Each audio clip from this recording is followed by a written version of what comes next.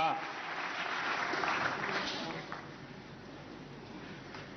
कहने को तो आप लोग सूक्ष्म, लघु और मध्यम उद्यमी है, लेकिन 21वीं सदी का भारत जिस ऊंचाई को प्राप्त करेगा उसमें आप सभी की भूमिका बहुत अहम है।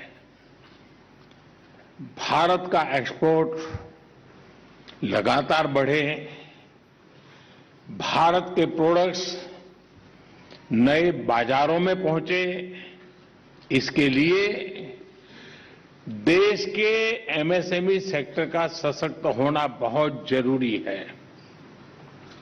हमारी सरकार आपके इसी सामर्थ्य, इस सेक्टर की असीम संभावनाओं को ध्यान में रखते हुए निर्णय ले रही है, नई नीतियां बना रही है। हमारे देश के हर जिले में, हर हिस्से में जो हमारे अद्भुत उत्पाद हैं, उन लोकल उत्पादों को हमने ग्लोबल बनाने का संकल्प लिया है। प्रयास ये है कि मेक इन इंडिया के लिए लोकल सप्लाई चेन बने, जो भारत की विदेशों पर निर्भरता कम कर सके, और इसलिए एमएसएमई सेक्टर का विस्तार करने पर अभूतपूर्व बल दिया जा रहा है। इसी कड़ी में आज अनेक नई योजनाएं लॉन्च की गई है। हजारों करोड़ रुपए की ये योजनाएं एमएसएमई की क्वालिटी और प्रमोशन से जुड़ी हैं। एमएसएमई इकोसिस्टम को और सशक्त करने के लिए लगभग 6,000 करोड़ रुपए की रैंप स्कीम हो, फर्स्ट टाइम एक्सपोर्टर्स को प्रोत्साहन देने का कार्यक्रम हो, और प्रधानमंत्री रोजगार सृजन प्रोग्राम के दायरे को बढ़ाने का निर्णय हो। सरकार के इन महत्वपूर्ण प्रयासों से भारत के एमएसएमई सेक्टर को और गति मिलने वाली है।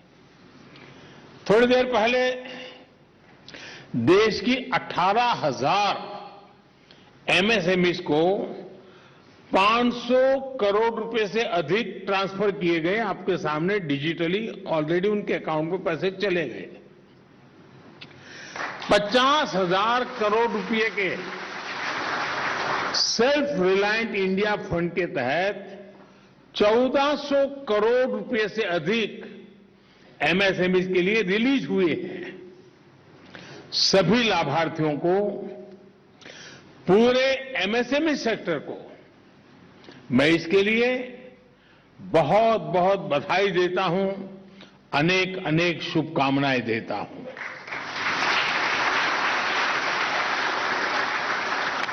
अजय यहां मंच पर आने से पहले मुझे अनेक साथियों से बातचीत करने का अवसर मिला, और उन लोगों से मैं बात कर रहा था जिनको सरकार की किसी न किसी योजना का उन्हें लाभ मिला था, और उन्होंने उसमें अपनी टैलेंट, अपना परिश्रम, अपनी स्किल, इन सबको लगा करके एक नई दुनिया खड़ी कर दी है। बातचीत के दौरान जिस प्रकार का आत्मविश्वास मेरे नौजवान ज्यादातर थे, हमारी माताएं बहनें थी, बेटियां थी, उन सभी उद्यमियों में जो मैं एक अनुभव कर रहा था, वो आत्मविश्वास और आत्मनिर्भर भारत का जो अभियान है, उसमें एक नई ऊर्जा का एहसास होता था। शायद मुझे ज्यादा समय होता तो मैं और घंटों तक उनसे बातें करता रहता, कि हर एक के पास कुछ न कुछ कहने को है, हर एक के पास अपना अनुभव है, हर एक का अपना एक साहस है, हर एक ने अपनी आंखों के सामने अपनी प्रतिष्ठा को बनते देखा है। यह अपने आप में बड़ा सुखद अनुभव था। आज बहुत से साथियों को पुरस्कार भी मिला है। जिन साथियों ने पुरस्कार प्राप्त किया है उनको मैं बधाई तो देता हूं, लेकिन जब पुरस्कार मिलता है तो अपेक्षाएं जरा ज्यादा बढ़ जाती हैं। हम चाहेंगे कि आपने जो किया है अब एक बहुत बड़ी छलांग लगाएं। आपने जो किया है उससे आप अनेकों को प्रेरित करें और एक ऐसा माहौल हम बना दें कि अब आगे ही आगे जाना है।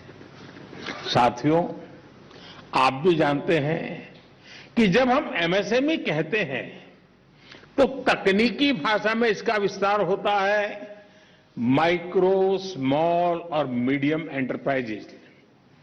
लेकिन ये सूक्ष्म, लघु और मध्यम उद्यम भारत की विकास यात्रा का बहुत बड़ा आधार है। भारत की अर्थव्यवस्था में लगभग 1/3 हिस्सेदारी एमएसएमई सेक्टर की है। आसान शब्दों में कहूं तो भारत आज अगर 100 रुपये कमाता है तो उसमें 30 रुपये मेरे एमएसएमई सेक्टर की वजह से आते हैं।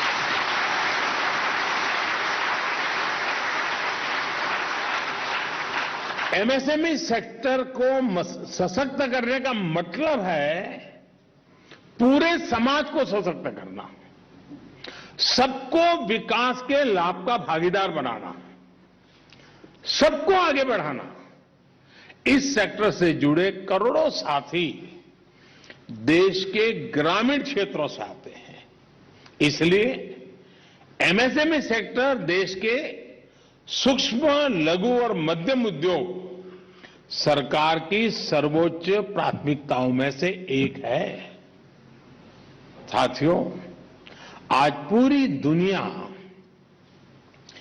भारत की अर्थव्यवस्था की गति को देखकर प्रभावित है और इस गति में बहुत बड़ी भूमिका हमारे एमएसएमई सेक्टर की है। इसलिए एमएसएमई आज मैक्रो इकोनॉमी की मजबूती के लिए भी जरूरी है। आज भारत जितना निर्यात कर रहा है उसमें बहुत बड़ा हिस्सा एमएसएमई सेक्टर का है। इसलिए एमएसएमई आज मैक्सिमम एक्सपोर्ट्स के लिए जरूरी है। एमएसएमई सेक्टर को मजबूत देने के लिए पिछले 8 साल में हमारी सरकार ने बजट में 650%, 650% से ज्यादा की बढ़ोतरी की है।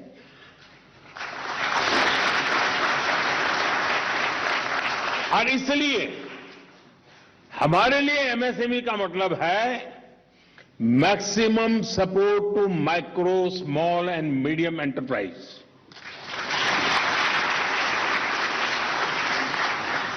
इस सेक्टर से 11 करोड़ से भी अधिक लोग 11 करोड़ से अधिक लोग इसे डायरेक्ट इनडायरेक्ट जुड़े हुए हैं।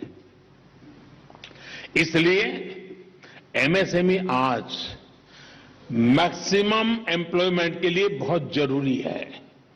इसलिए जब 100 साल का सबसे बड़ा संकट आया तो हमने अपने छोटे उद्यमों को बचाने के साथ ही उन्हें नई ताकत देने का भी फैसला लिया। केंद्र सरकार ने emergency credit line guarantee scheme के तहत 3.5 लाख करोड़ रुपए की मदद एमएसएमई के लिए सुनिश्चित की। एक रिपोर्ट के मुताबिक इससे करीब 1.5 करोड़ रोजगार खत्म होने से बच गए। ये बहुत बड़ा आंकड़ा है। दुनिया के कई देशों की आबादी से भी ज्यादा बड़ा आंकड़ा है ये। आपदा के समय मिली यही मदद आज देश के एमएसएमई सेक्टर के नए रोजगार के निर्माण के लिए प्रोत्साहित कर रही है। हमने इस साल के बजट में emergency credit line guarantee scheme को अगले साल मार्च तक बढ़ाने की भी घोषणा की है। इसके अंतर्गत जो भी इसके अंतर्गत आते हैं उनको भी 50,000 करोड़ रुपए से बढ़ाकर अब 5 लाख करोड़ रुपए कर दिया गया है, 10 गुना ज्यादा। साथियों, आजादी के इस अमृत काल में हमारे एमएसएमई भारत की आत्मनिर्भरता के विराट लक्ष्य की प्राप्ति का भी बहुत बड़ा माध्यम है।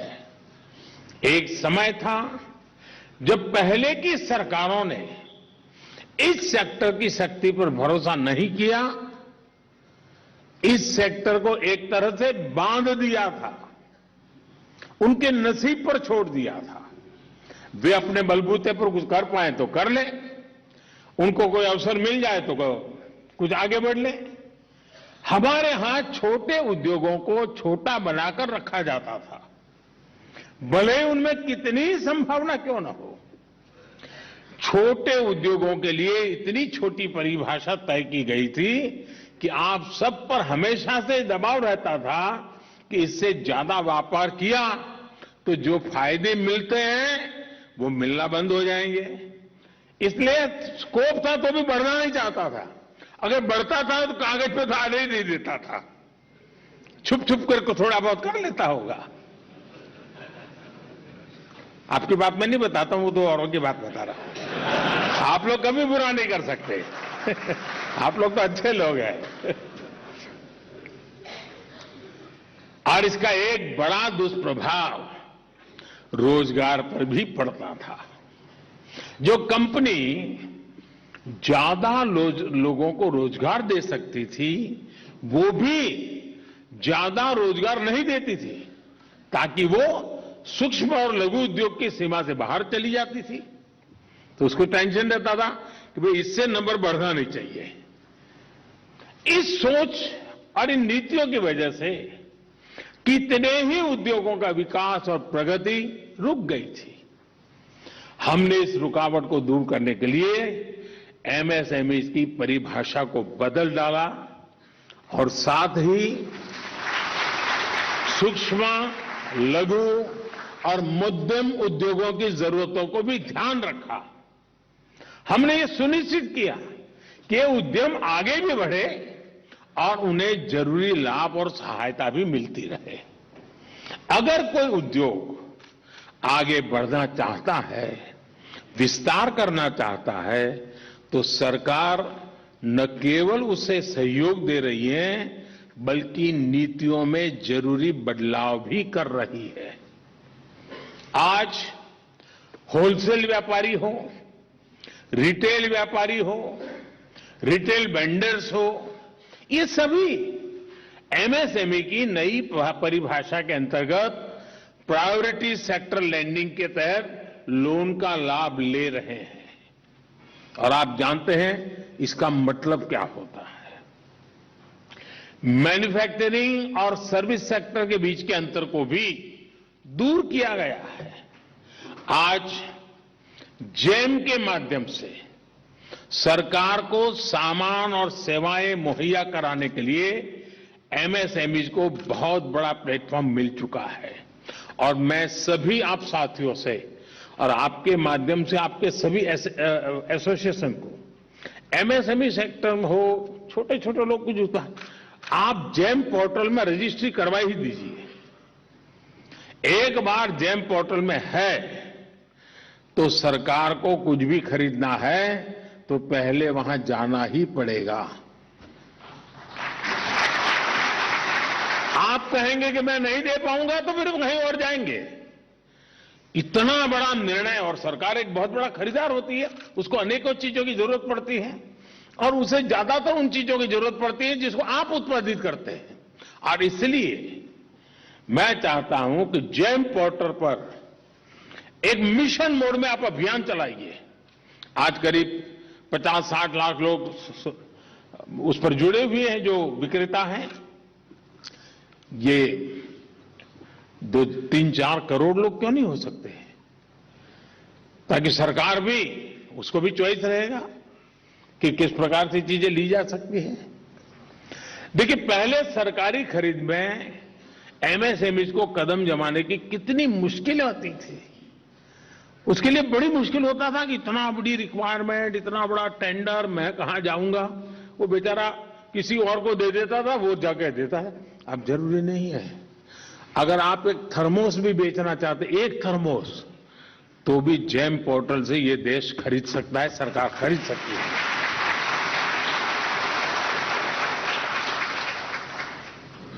मुझे मेरी ऑफिस में एक बार एक थर्मोस की जरूरत थी, तो हम जेम पोर्टल पे गए, तो तमिलनाडु के गांव की महिला ने कहा कि मैं दे सकती हूं, और पीएम ऑफिस में तमिलनाडु के गांव से थर्मोस आया, उसको पेमेंट मिल गया, थर्मोस से मुझे गर्म चाय भी मिल गई, उसका भी काम हो गया। ये जेम पोर्टल की ये ताकत है, और ये आपके फायदे के लिए है। आपको इसका जितना फायदा उठा सकते हैं उठाना चाहिए। दूसरा एक महत्वपूर्ण जो निर्णय किया है, 200 करोड़ रुपए तक की सरकारी खरीद में अब ग्लोबल टेंडर नहीं करना, ये हमारी सरकार का निर्णय है। इसका मतलब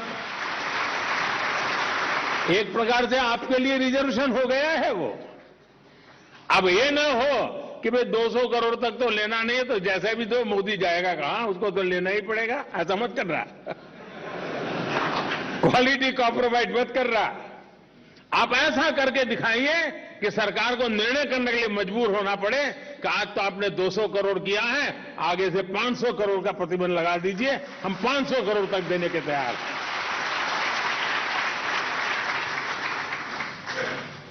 हम एक हेल्थी कंपटीशन की ओर जा रहे हैं।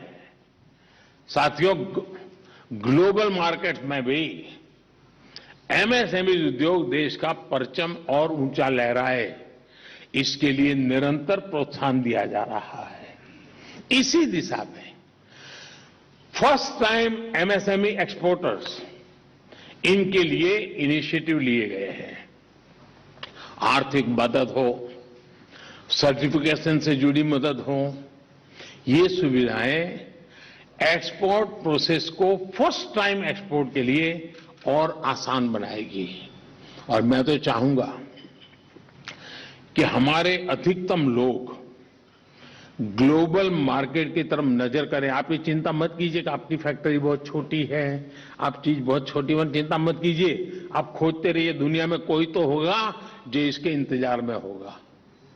और मैंने तो मेरे मिशन को भी कहा है विदेश विभाग में कि अब विदेश विभाग डिप्लोमेटिक जो काम करते आए हैं करें, लेकिन 3 चीजें उनको करनी ही पड़ रही है। हर मिशन को मैंने कहा है, मैं मिशन का मूल्यांकन 3 बातों को जोड़ करके करूंगा। एक, ट्रेड, दूसरा टेक्नोलॉजी, और तीसरा टूरिज्म।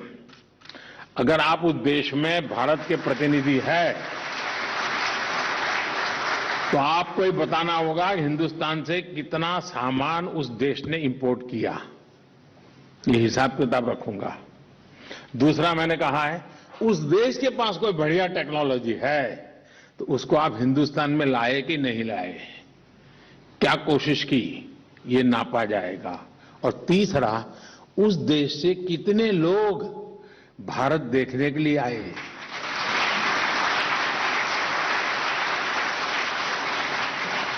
ये 3T जो है ना, आज मिशन पूरे लगे हुए हैं। लेकिन अगर आप उस मिशन, छोटे दुकानदार की गारंटी कौन देगा भला, और बिना गारंटी वो करेगा क्या। उसको साहूकार के पास जाना पड़ता था, बैंक लोन नहीं देते थे, और दूसरी जगह से जब लेते थे तो ब्याज से मर जाते थे, कर्ज के बोझ में डूब जाते थे, और इसलिए वो बड़ी डिफेंसिव जिंदगी जीने के लिए मजबूर हो जाता था। ऐसी स्थिति में गांव में रहने वाले गरीब, दलित, वंचित, शोषित, पिछड़े, आदिवासी, इनके बेटा बेटी स्वरोजगार के बारे में सोचते ही नहीं थे। वो रोजगार के लिए कहीं शहर में जाकर के झुग्गी झोंपड़ी की जिंदगी गुजारनी पड़े, बेचारा मजबूरन